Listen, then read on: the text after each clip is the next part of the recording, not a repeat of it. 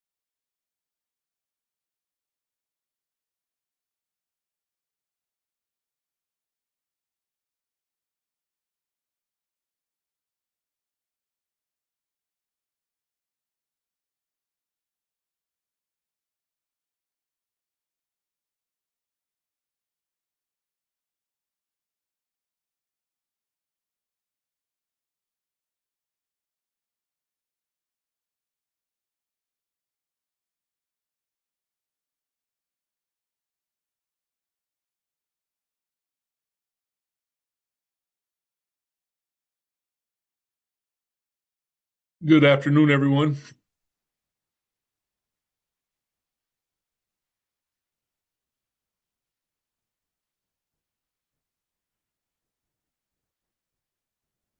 How you doing today, Leah? Oh, I'm doing pretty good. How are you doing? Oh, pretty good. Just came back from the jail. The jail? Yeah, Okay. Which one is down that way? Southwestern Regional Jail. Southwestern. I get all the different names of the jails mixed up. I Yeah. always have to look them up every time I'm trying to figure one out. How are you doing today, Miss Brown?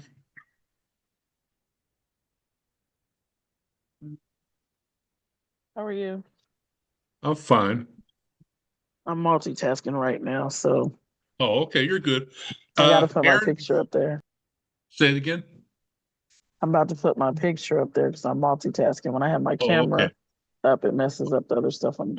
Oh, you're good. You're good. I understand. So I'm not sure if Aaron, well, I know Amber is not going to be here today. She is in Charleston, with our executive director doing something. I can't remember what they're doing up there with our council, our reach initiative employees up in the Kanawha County and Cabell County area. Uh, and then when I spoke to Aaron earlier today, he said he wasn't sure. He's doing something, so it might be a very short meeting. And unless you guys got something to talk about. Maybe I can pick Miss Brown's brain there a little bit while I got her on here because I know she works at DCR. What do you need? Uh, well, like,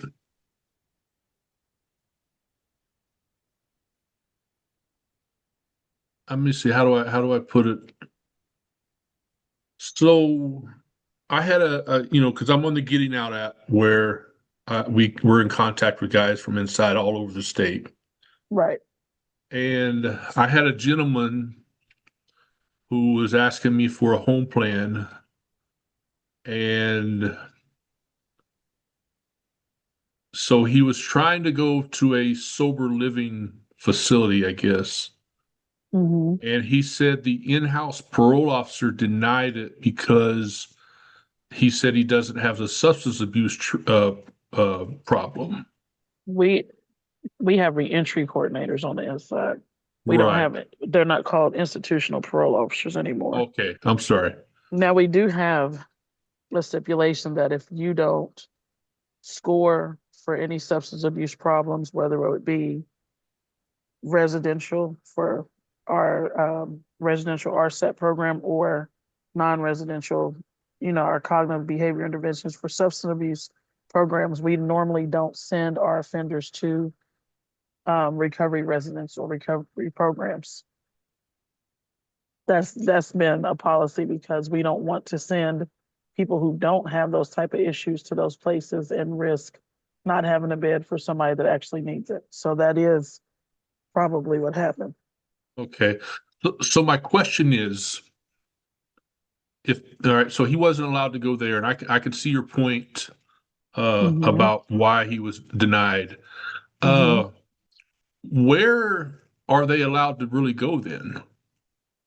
Well, the issue that I mentioned before is we don't have any basic transitional housing available.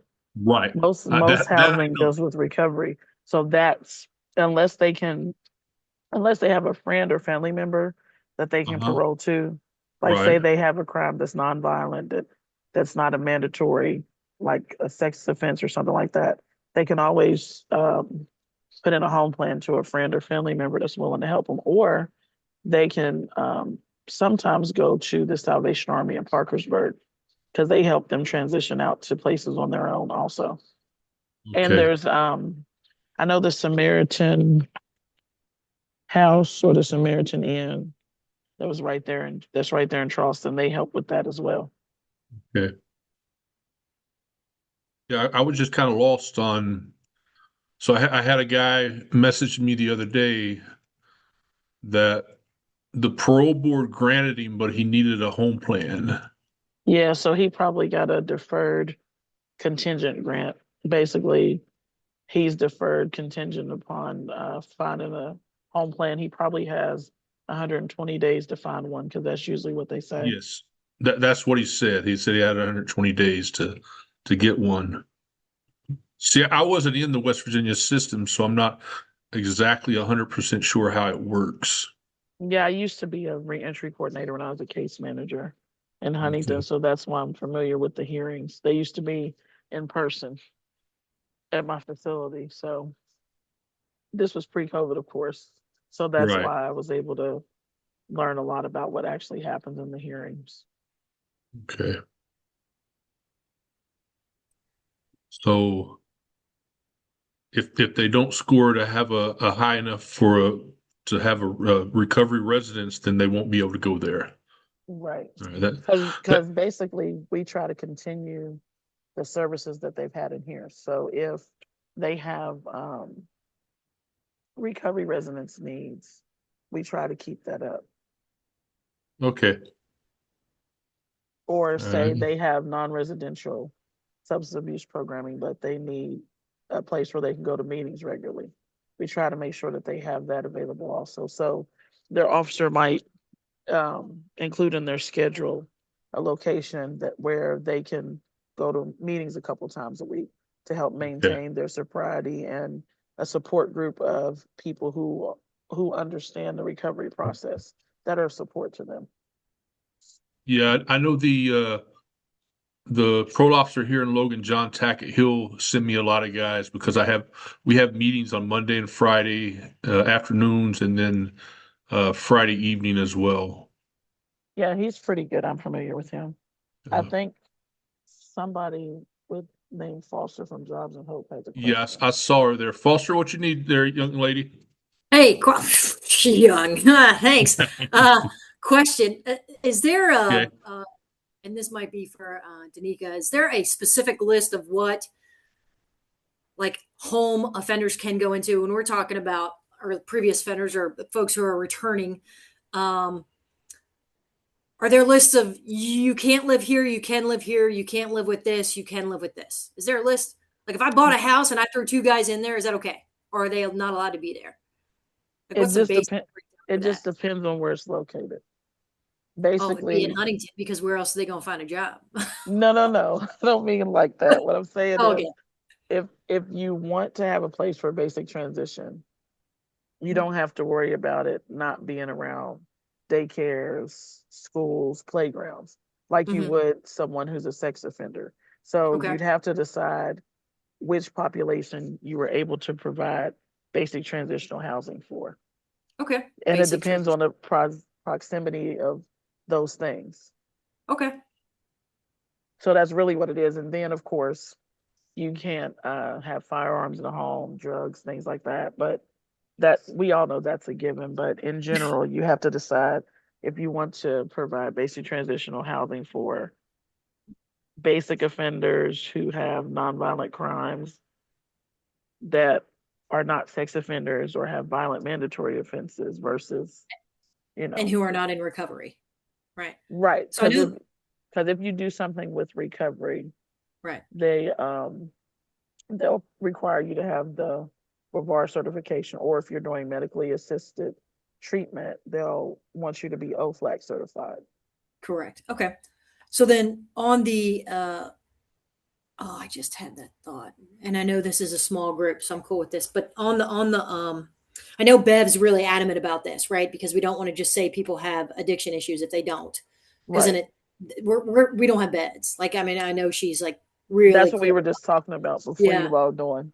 We don't want to Yeah. send somebody to a place where another person could use that bed that really needs recovery. Exactly, exactly. So, is there any movement legislatively with the state? And I don't know if you can answer this or not to do early release and take the what is it like $48 or $58 a day it takes to incarcerate someone in West Virginia and put that towards a house and renting? Like, are there any programs out there where like states have houses for transitional living or no? The only thing we have is work release status inmates. We're not allowed to enter contracts with our offender population. So we don't necessarily provide money for them to live somewhere in the Okay, community. If they have a job or have money on their books when they leave our facility, that's what they use it for. But we can't, as an agency, enter that type of contract with them. so Jonathan, that might be a unique grant opportunity. I mean, you're talking about a large grant to try to provide that transitional housing opportunity because you guys are the ones who have identified that issue every single day, right? So I don't know if Yeah. that's Well, on your guys' books to try to when figure out how to offer that house.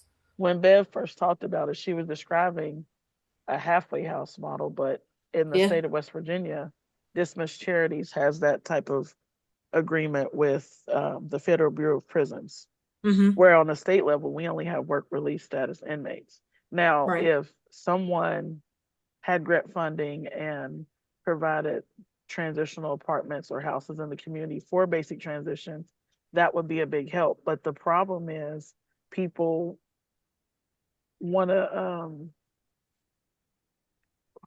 want to reinvent the wheel. They don't want to Yeah. share a resource because a lot of times people say, okay, I want to open recovery housing because there's funding available for that. But there's grants for transitional housing as well because when we were, I think it's first choice maybe when I was at the conference that we had Hmm. this summer, they were talking about that type of housing. So it's just a matter of an entity or an agency getting together that And wants doing to it. provide that. Yes, that could get a grant together and say this is what we want it to look like because they could have counseling on site, they could have a financial peace program.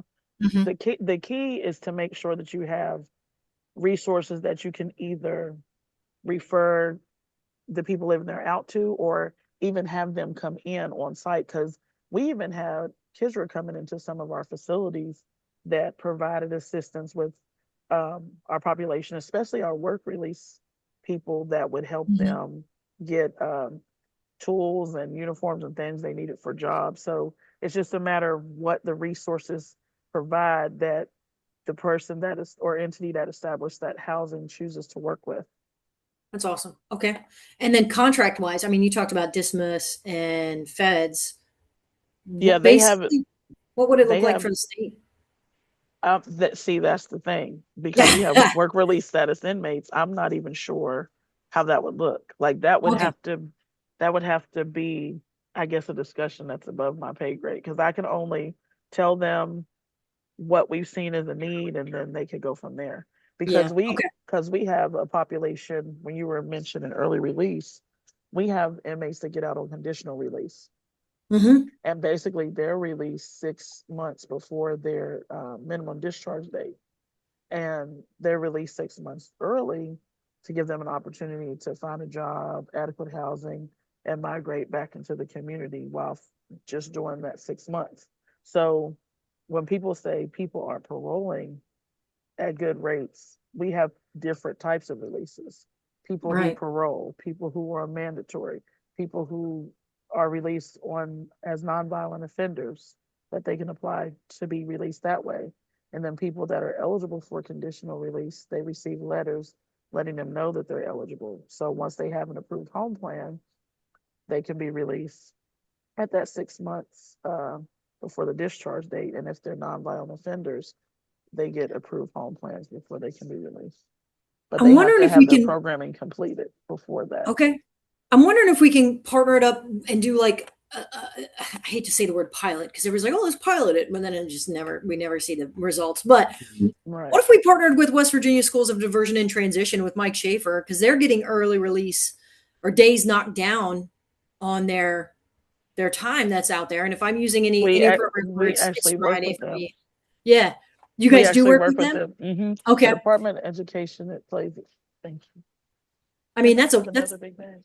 that'd be a win-win if you work with Mike Shaver to establish. I don't know if that's in your wheelhouse either, but I'm like, The Department of Education is a big part of what yeah, we do, because we have not just adult offenders, but juvenile offenders that we put through education programs while yeah, they're incarcerated. So sometimes that helps them when they leave to have jobs, because we even have job fairs in some of our mhm. facilities, and In we do facilities. have Yeah, I know. Yeah, and we that's do awesome. have I do see a lot of you all from Jobs and Hope, and we do Yeah, have yeah. offenders who have license for different unions, and they're able to Mhm. get jobs that way when they're released. I mean, and that's a gimme population to get this housing thing solidified on. Like that's, I feel as if that would be the population that could be targeted first to say, oh, the state or this entity got this house and we're going to transition here, like 4 people in this house or something. You know what I mean? Like that again, we don't have to reinvent the wheel, and you've got a population that's already doing things to show early release and getting education, and where everybody else is pushing the workforce thing. I mean, they're checking those boxes. So that might Yeah, be the with workforce, they're providing a great resource, because they do federal bonding with them. So yeah. they insure the employee, and if the employer agrees to keep them, Mm-hmm. then that's a job that started out as something temporary but became something long term for them. Yeah. Yeah. Okay. That's awesome. Danica, I got a question about something there because, like I said, I only know how my time was in Guam and everything. Foster mentioned something about housing, people out on parole and stuff, like in a housing stuff like that. Under West Virginia law, are parolees allowed to be together like that? Well, if you think about it, when you look at the people that are in our recovery housing, you have multiple people that are felons living together, because you have people Okay. that are on parole with us, you have people that are on probation. So Okay. there's a mixed population. And in the setting that Foster was suggesting with having that type of home, it would have to be something that would be investigated by parole services, of course, Okay. to see if it met our home plan requirements. But whenever the home plan is investigated and say somebody else puts in to live there, the key thing that they would have to put in there is other felons do dwell there. But they would be Okay. allowed to based on the services that are provided, and it met our requirements. Yeah. I remember on Guam, like if I got caught even like talking to another guy on parole in the streets or whatever, I could get violated when I was in Guam. So I was just wondering Yeah. about that. Well, of course, if people are co-defendants, when they're released, they can't be around each other because that's usually Right. in their paperwork when they're released. But in order for people to be effective and find housing in the community, they would have to live in the same Right. under the same roof in the same program.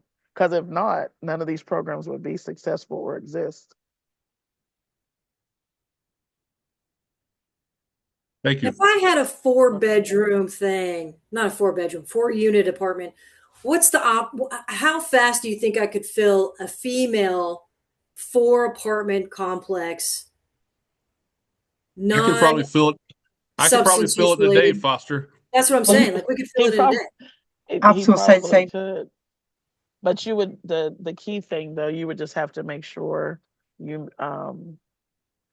it was inspected, of course, to Right. see if it met the criteria. And then from there, most of these places have applications, of course, Yep, and they yep. establish, rules and regulations for their house, but also they agree to be compliant with the rules and regulations of parole. Okay. So if they're not at work, obviously they got to have a curfew based on their supervision with parole. But other than that, that's pretty much what happens. To monitor curfew, do I need cameras or do I need staff on site? Most people have both. Both? Because you got to have somebody that I guess is collecting your rent and monitoring to make sure that your property is kept up. Because sometimes they have the tenants do the upkeep of the property, but they still have cameras for security, and they have somebody that does checks. Because say something happens and a parole officer has to be let in one of those units, there has to be a Right. property manager or someone available to do that. Correct. But we wouldn't need 24-hour presence there except for the camera. You're saying like, of course there's a property manager, but like, do I need like a staff person there 24/7? It depends on the type of housing that you establish, and that's something that you would also talk to the parole officer about, depending on Okay. the level of supervision the offenders Level of at your place supervision. are on. Yeah, Okay, I'm going to write that down. Level of supervision. Okay. because usually the people that are work release status with us are 0 to 2 community. They have nonviolent crimes, and they work out in the community before they're released. Okay. Yeah. But if you have someone that has a higher classification of crime or is a mandatory, then their supervision would be different than someone who doesn't have that. Can you explain those levels for me? Are we okay if I ask this next question? Can you explain those levels for me? Um, with work release status inmates, Mm-hmm. those are offenders who work in the community while living in a facility, which Okay. means before they're released, they may work in a restaurant, they may work in a factory or in Walmart. You might see them working and not know that they belong to us. Right. And they're basically working to transition out and have money to get a place when they're released, a permanent place to stay. Mm-hmm. When you look at people who are mandatory, say you have a sex offender or someone who has a child neglect charge or a strangulation charge, they're Mm-hmm. automatically going to have 1 year of electronic monitoring when they're released, which means they Okay. have to wear ankle bracelet. But then also you're going to have people who after that may have extended supervised release with the courts, which means Okay. they may be under supervision for up to 10 years or more, depending on what crime they committed that Okay. resulted in them having a mandatory offense. Okay.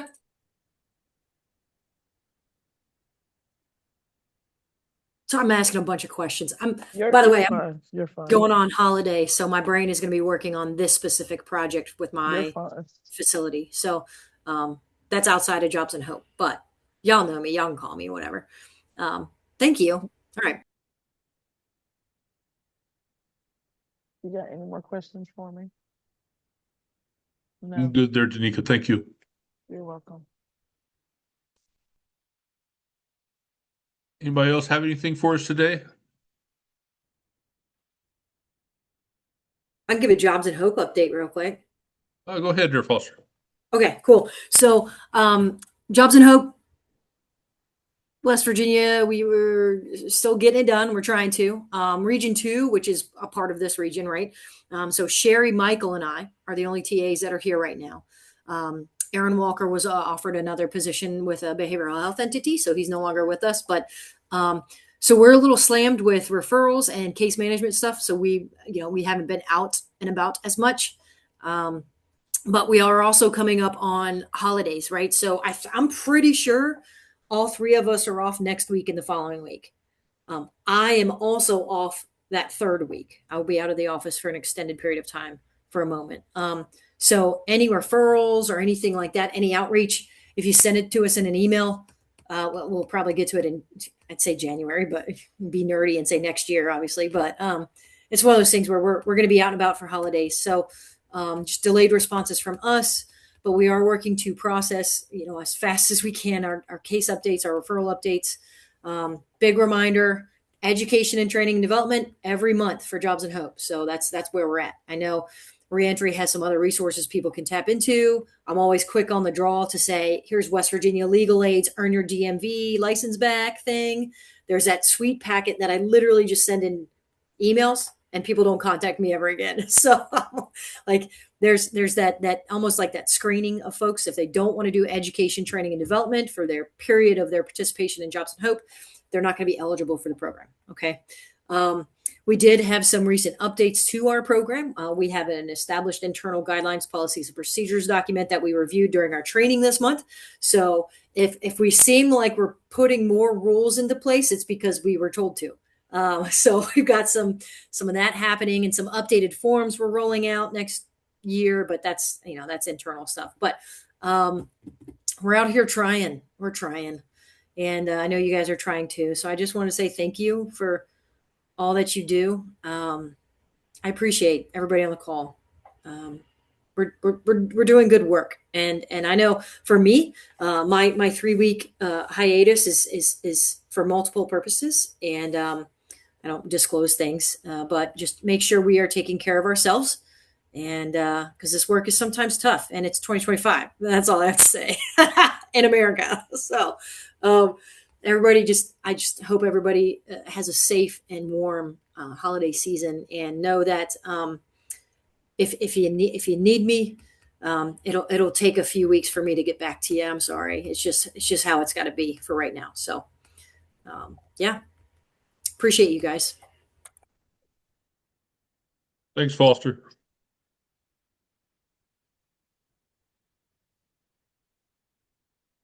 Aaliyah, you got anything going on? Not really. We've got things are pretty slow right now. It's wintertime. Everybody's going on vacations. Foster, you make sure you take care of yourself while you're on break. Because I think everybody in different ways has had kind of a rough year. There's been a lot of ups and downs in a lot of ways. We had our staff meeting yesterday / Christmas party, and we had a good time. It was great to see because at Disability Rights, we work all over the state. We all work from home, so we don't get to see each other in person except for at our staff meetings, really, unless there is a specific issue that we are getting together about. And everybody was just kind of like, we are looking forward to our break at Christmas. So yeah, Danica, you are absolutely correct. Self-care is essential. And I think that we all are due a little bit of that right now. As far as disability rights, nope, we don't have anything new going on. We're still here, we're still operating, we're still being a pain in certain people's back ends if we need to be. Um, I know you guys have been talking about housing, and that was a conversation that we had actually. I had yesterday with one of our PAMI advocates. PAMI is the mental illness advocates, and they work mostly with Sharp and Mildred Bateman Hospital. And a lot of the people in those facilities are forensics patients. So they have charges, they have convictions. But due to their mental illness, they're not in the corrections system. Some of them are looking for housing, and it's difficult to find that because a lot of the group homes don't want to deal with the restrictions that these people have in place. So the housing conversation is had on our side as well. And I worked with a client not too long ago. He's from the northern part of the state, and the only place we could find to put him was in the southern part of the state, nowhere near his family or friends or anybody. But it is what it is. And I wish I had better answers, but we don't have them at disability rights either. We struggle. That was what the advocate yesterday was explaining to me. And he has worked in the disability world for about 30 years. He knows it inside and out. And he said it's been a long-standing issue. And the more complicated cases, especially when you're looking at someone who maybe had an arson charge, or maybe they got inappropriate. These are people with severe mental illnesses. They can't necessarily understand that what they did was wrong. It becomes very complicated to find someplace for them to go, and some of these people end up sitting there at Mildred Bateman or Sharp for a very long time. That's what I'm working on today. I have 2 people that have to have housing by the end of January, because their extension at the halfway house is going to run out. Well, the one lady, she's 55. She is on the sex offender registry, but it's from 30 years ago. And so that's what I'm doing. To be honest, what I've resorted to is I'm going through the current registry, looking at people's addresses, finding out who owns those properties, and then trying to find their phone number so I can call and see, hey, do you have any available rentals? That's what I'm spending my day doing today. Yeah, and we have that with Kevin's the advocate I was talking to yesterday about it, and he's been looking, he's been trying to find housing for this one individual. This individual does not really have the capacity to understand that what they did was wrong. And there are some behavioral issues that come along with the mental illness that they have. And to find a forensics group home that is willing to take on someone with this level of care, that's going to need this level of care, this level of oversight, has been difficult for him, because the ones that do take in those more complicated cases are all full. So he's been working for a long time to try to find some place for this individual. It's been really difficult. And we've got once somebody is say moved over to a group home, where I usually come in is then I will give them DRS resources, because once they're in the group home, if the home has the staff, then they may be able to work somewhere part-time. But if they're a one-on-one, then a staff member has to go with them, and sometimes it's a little bit complicated. But and I'll usually work with them on applying for those services, and that's usually where I fit into those steps into that field. And I'll be honest, I mean, it's difficult, because it's difficult for them to move on beyond a group home. Because if they're not allowed to have internet access, they're not allowed to leave the facility by themselves. They're not allowed all these things. DRS has a hard time working with them, taking them out into the community, finding integrated employment, all those things. So the system is difficult to maneuver on the best of days.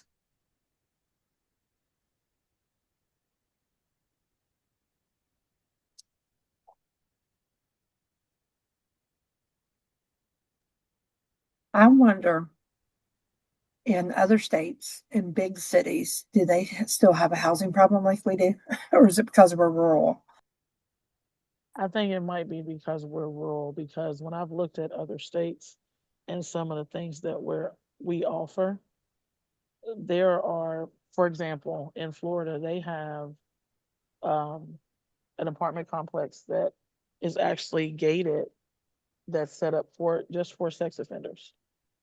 And there is a Wow. big partnership involved with it. And the sheriff's department is even involved with it. And when I was looking at that, I was like, it'd be nice if we had those type of partnerships here that didn't just assist with sex offender housing, but assisted with um, people who don't have the mental capacity to care for themselves, like Aaliyah was talking about, and even our long-term care.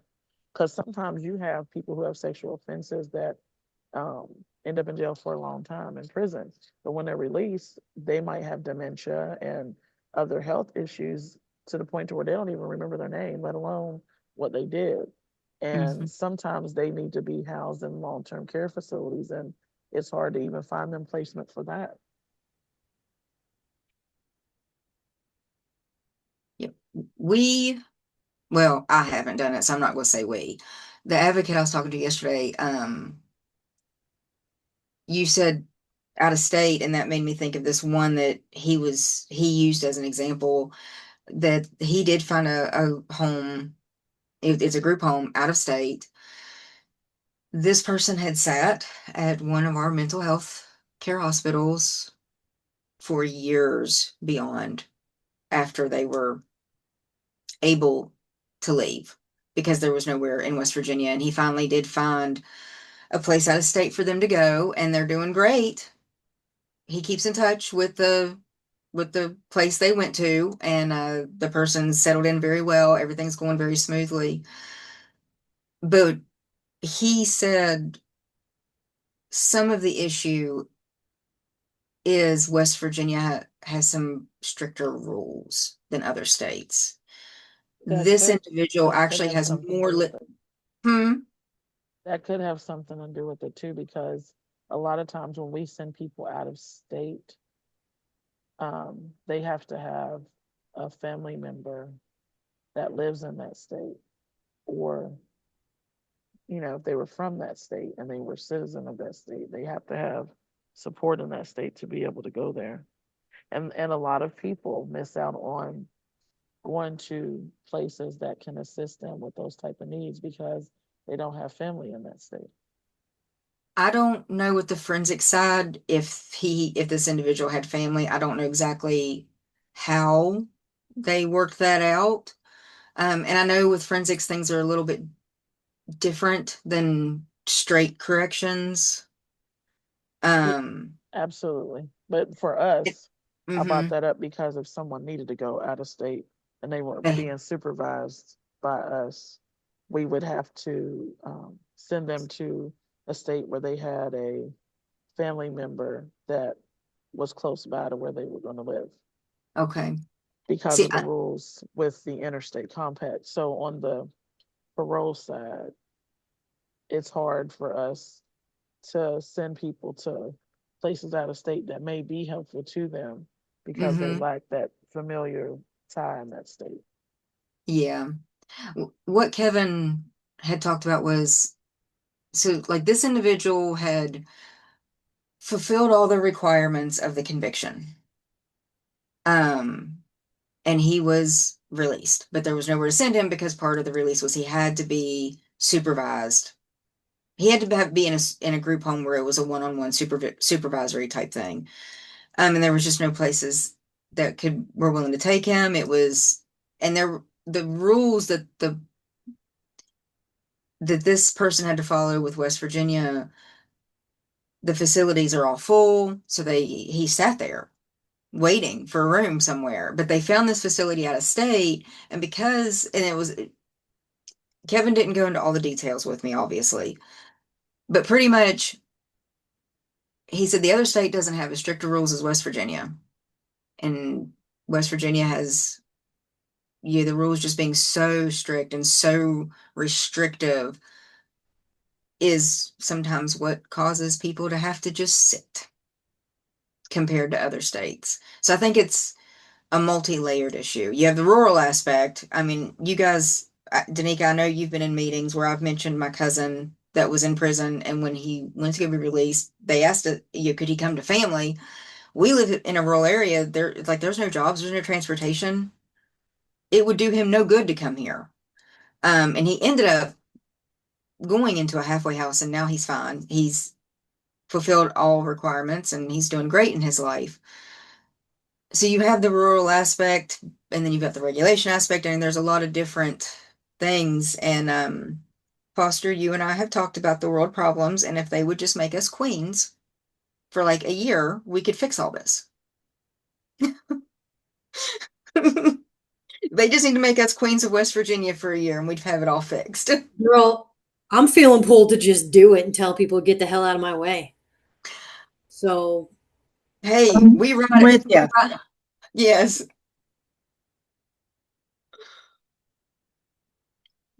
and by that I mean with like God on my side. But Danica, can I ask you a question, Danica? I know I'm going back to the housing thing. What's the liability for the property owner to rent to folks who are transitioning? Is the property owner protected? Do you know? Well, I know that most places that I've talked to, they do have insurance. And Well, I yeah. have been told that when they wanted to house sex offenders or people that have their other mandatory charges like arson and different things, their insurance tended to be higher for their property. Mm-hmm. Insurance is high all the So time. That's actually a good point. Thank you for that. It would be yeah, higher for those individuals. Okay. that's one of the barriers that one of them shared with me before. Okay. That's good to know. Thank you. Sorry, Aaliyah. My question popped up in the middle of that.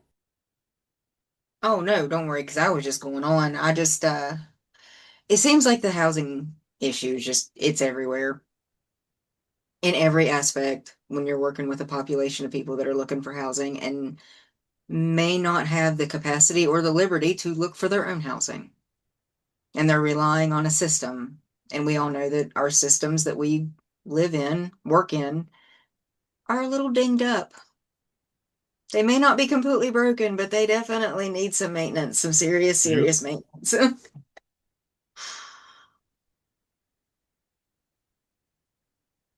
And so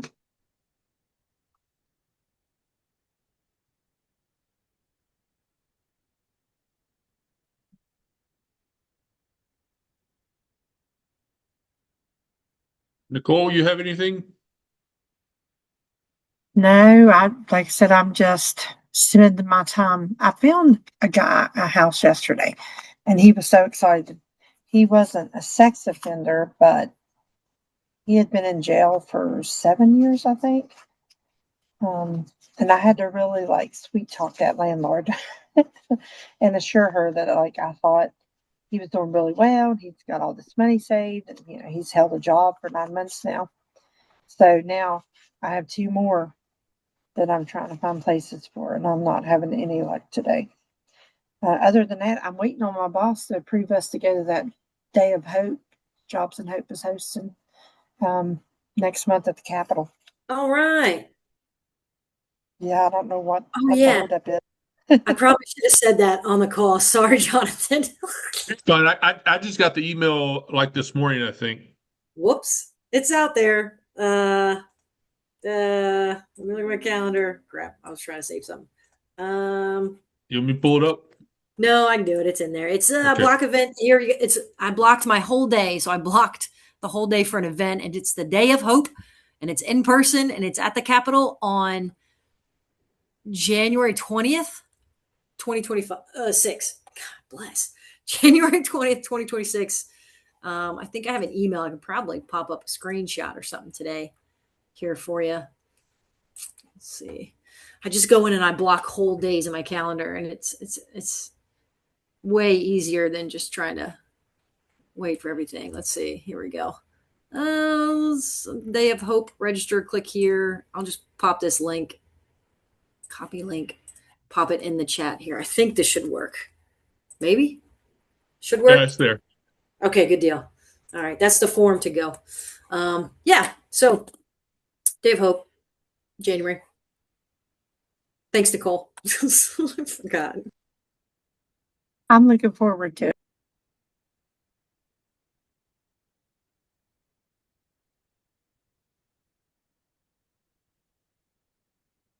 Miss Jen, you have anything? Or Foster, I saw you had your hand up before all that. Did you have another question? No, I think I was praising Nicole for finding a place for a guy. Oh, That's what I okay. was, Okay. Jen, did you have anything for us today? Yeah, hi guys. No, nothing new. We still have beds open. And just to remind everybody, we are open all through the holidays. We're open 24/7. We can take admissions at any time. So if there's anyone needing detox or mental health stabilization, I know we're not in your area, but we take referrals from all over. We have a facility in Wheeling and Weirton. So if anybody needs anything, feel free to reach out. Okay. Thank you, Jen. You're welcome. Well, ladies, you have a wonderful day and have a good Christmas. And I hope to see you guys next year on this call. But I'm not sure how many more Zoom meetings I got left this year. So if I see you, have a good Christmas. If I don't, have a great Christmas, and have a good New Year. And I'll see you next year. Thank See you. you. Bye, everybody. Thank you. Merry See Christmas, you all. everybody. Merry Christmas.